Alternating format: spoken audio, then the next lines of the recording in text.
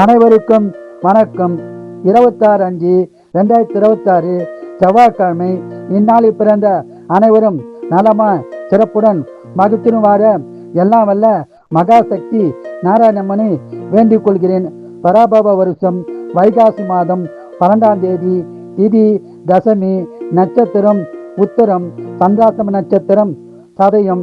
மேசராசினியர்களே, நட்பால் பலன் பெறும் நாளாகும். ரிஷபராசினியர்களே, அமைதியான நாளாகும். மிதனராசினியர்களே, சிறப்பான நாளாகும்.